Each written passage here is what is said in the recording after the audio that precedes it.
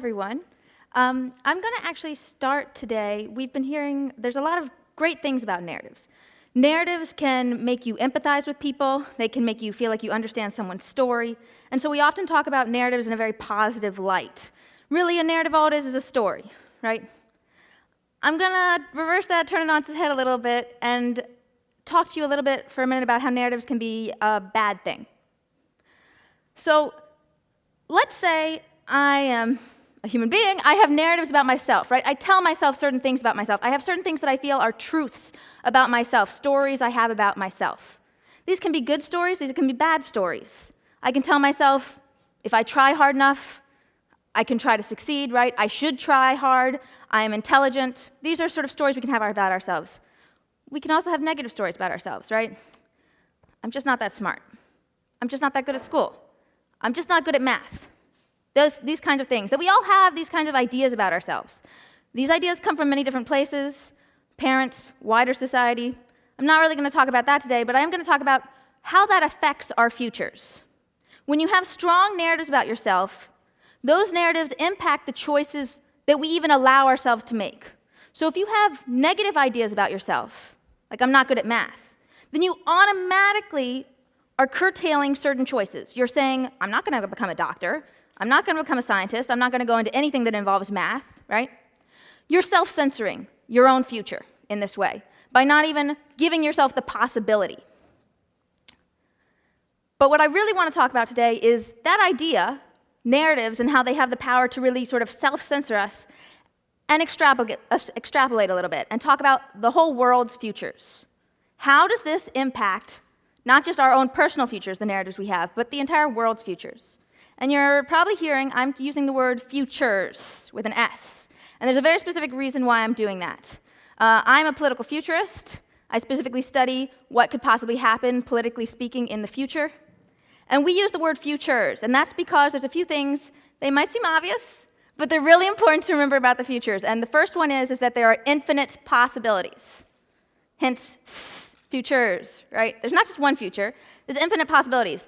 Tomorrow, I could wake up, go to work like usual. Tomorrow, I could wake up, get hit by a car. I hope not, but it could happen, right? Tomorrow, I could wake up, I win the lottery, I don't have to go to work anymore. I don't know what's going to happen. Probably, I'll wake up and go to work, but I don't know it for sure. There's infinite possibilities, so there's infinite futures. And because there's infinite futures, we can never predict the future.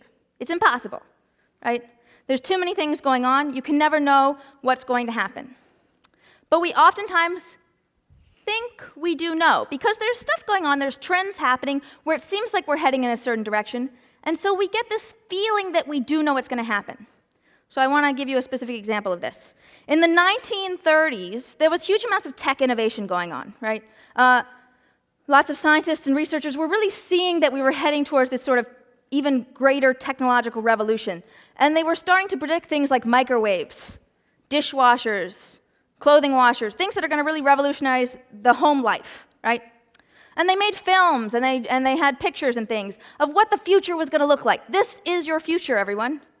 And when you watch these films from the 1930s, they're really quite amazing. Like the fact that they really show a lot of what our life is like today, but there's a few glaringly obvious errors. Gender. Who's using all these things? Housewives in skirts. They had a tunnel vision. They saw trends related to technology. They felt like they could predict technology, and they felt like because of that, they could predict the whole future. When in fact, they predicted and were right sort of about a very specific pinpoint, right? Certain innovations. It feels like we can predict things because we can see certain things are happening, but in the wider scheme of things, they totally ignored cultural change. They totally ignored economic change, right? And of course, everyone in these videos is also white. They totally ignored all things having to do with race and ethnicity in this country. They were only looking at one specific aspect. So again, future, not predictable. There's too much going on. You can never take into account everything that could possibly be changing. And because we can't predict it, though, there is one thing that we can do and that we do, which is we do create the future. There's billions of us on this planet. And all of our actions all going together, all of us are doing our own individual thing, we do create the future altogether, but some of us have a lot more power than others. Business and political elites have a lot more power about their decisions that they decide to do that my and your individual decisions do not. So the example I like to give of this, for instance, is transportation in this country, right? Again, let's go back to the 1930s. Cars were starting to become the order of the day. Business and government elites made the decision in this country to invest far more in highways than public transportation.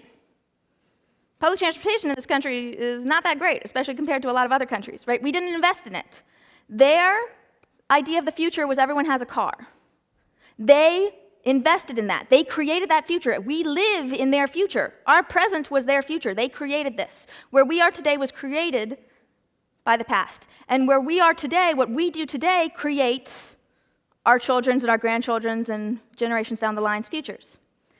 The reason why this is important is, what are the narratives about the futures? What are the stories we say about the futures? Those stories, how are they impacting our decisions of what we decide to create? There's a few specific images that almost all narratives about the futures, they fit into specific categories. And this, what I'm about to talk to you about, is the sort of theory of my mentor at the Manoa School of Futures out in the University of Hawaii, where I went to school. And this is Jim Dater's methodology out there. There's 4 specific types of futures that almost all images you guys have of the futures fall into. The first one is growth, economic growth, population growth, growth of government, growth of wealth, growth of use of resources. Everything is growing, getting bigger. I'm going to come back to growth. Growth is very popular in Hollywood. When you see like a futuristic thing, you see the skyscrapers, everyone has more money, right? That's a very popular thing you see when you see futures images in Hollywood. We oftentimes do not remember that when there is economic growth and growth of things, that not everyone benefits from this growth, right? We also forget oftentimes that there's things like finite resources on this planet. That to have infinite growth, you need infinite resources to keep this growing, and we have a finite environment. But growth is oftentimes the most exciting and most pushed on narrative on all of us. We must keep growing. We must keep expanding. To not expand is bad. And that leads us to our second narrative that you often see, another image that's probably the most popular in Hollywood, one of the most popular: collapse. Collapse of society, collapse of religion, collapse of the environment, collapse of the economy, collapse of culture. Oh my God, everything's horrible, right? We often see these are dystopian images usually. Mad Max Fury Road, great example of this, if anybody's seen it. Where all of a sudden society just goes to seed. Something goes to seed. Everything's horrible, dystopian futures. And I'm going to come back to collapse, because collapse doesn't have to be scary, but it is always portrayed to us as scary. There's 2 other ones that are very, very popular. What's called a disciplined or sustainable future. If we're going with Hollywood, think Avatar, the blue society of people before the Americans show up. And in extreme examples, communism, where it's extremely disciplined. But oftentimes we don't see sustainable and disciplined societies projected to us by our mass media because they're not very sexy, right? Everything's kind of like not changing. Things are just going as they are. Nothing's growing, nothing's collapsing. This is not that exciting to people, so you don't see this in our Hollywood movies very often. And the last one that you see a lot is transformation, something completely new. Armageddon, the entire world is over, something hits us. Or aliens invade. Or Star Wars, Star Trek, totally new way of living. These are really almost all images that you guys have of the futures probably fit into one or more of these categories. As a society, we love in our fiction to read about lots of different scenarios. We love dystopian scenarios. But when it comes to actual real life, when we're actually trying to create a future that all of us want to live in, when we're told that one specific future is the best future and we're told to not doubt it, and also we're told it's inevitable, so don't question it, we end up we're going on a projection towards that future without even questioning whether this is what we actually want. And oftentimes, the future that is projected to us again as the best future is economic growth, growth in general. Growth of everything, right? That somehow technological growth is going to save us from everything. Climate change, we'll get a tech solution for it. The fact that right now we're creating lots of robots and supercomputers that within 50 years might take away most blue-collar and a fair amount of white-collar jobs. Don't worry, we'll find the jobs sector will grow in another way. We're told to not worry. We're told that it's going to solve itself. There's people working on it. We're never told to think about how do we actually want this future? What will be the upsides and the downsides of this kind of future? Who's going to benefit from it? Who's maybe not going to benefit from it? Now, there's a reason why, in my opinion, government loves this kind of future, and business elites. It's what we know. We've had a lot of growth, technological especially, and economic growth over the last few hundred years, and it's popular. It's what we know, and it's not scary. The idea of having to restrain our growth, of maybe not having a technological solution to everything, that's a change, and change is oftentimes very scary. The idea that maybe we will have a slight environmental collapse. Maybe we will have more than a slight if climate change, the predictions are true. Maybe we will have some economic collapse. That doesn't have to be scary if we prepare for it. If we say, well, look, we're seeing certain trends of things happening, like maybe a lot of jobs are going to disappear. How can we plan to make sure people are not going to become destitute and we take care of everyone in society if jobs disappear? But we have to start preparing now. We don't often prepare because we're told, no, that's not possible. That's not a possible future. We're told that there's, by government and business elites, that this growth future it's what's going to happen. Don't worry. And when we don't prepare, we get very scared.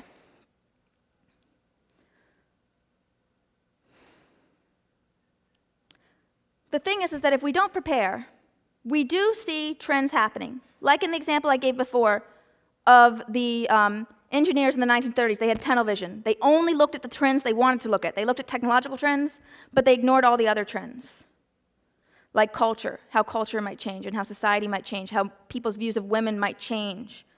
When you have this tunnel vision and you ignore everything else, again, you only prepare for what you see in that tunnel vision. And if one day we wake up and, we're facing some sort of societal collapse of some sort, economic collapse, and if we wake up and we just, how did this happen? I don't know how this happened. We know how it happened. The writing is on the wall. There's trends out there that are showing us we're heading towards futures that are not going to be just all rosy growth, right? But the thing is that we have to pay attention. And this is where, when I say trying to break free of narratives about the futures, the most important step is to recognize that these are not truths. These are narratives. They're stories about the futures. They're stories of what people want about the futures, but it's not necessarily going to happen. And the next step is to think about, well, what do I actually want to happen in the future? Not just letting the business and government elites tell us this is the best plan. We as citizens of this country and of this world need to take a much more proactive step about our futures. Because change doesn't happen by just sitting there. If we wake up one day and we see, our economy is horrible, how can we change it? Well, now we're being reactive. We have to be proactive. We have to take the first step forward to decide how we want to change things. I'm going to end on one case example that I like to bring up, which is the civil rights movement. Civil rights movement, a lot of people think of it, it started in 1954 when Rosa Parks decided, she said she's not going to go to the back of the bus. That's not when the civil rights movement started, please. The civil rights movement started decades before, when people were looking at a possible future of, if we don't do anything, we're going to be stuck in white supremacy. That's what the future looks like for eons and eons, right? They started planning and strategizing and thinking, how can we make change? Decades before any of the sort of more famous things we know about, like Martin Luther King and Rosa Parks. To make change, you have to start now and you have to be proactive. If, in terms of leaving today, I guess my final thought would be, remember that our own futures and the world's futures, again, they're not set in stone. Even if it seems like everything is going to seed in your own life or in the world's futures, you can always start. Futures are created, and you can always, always, always try to create a new path for yourself.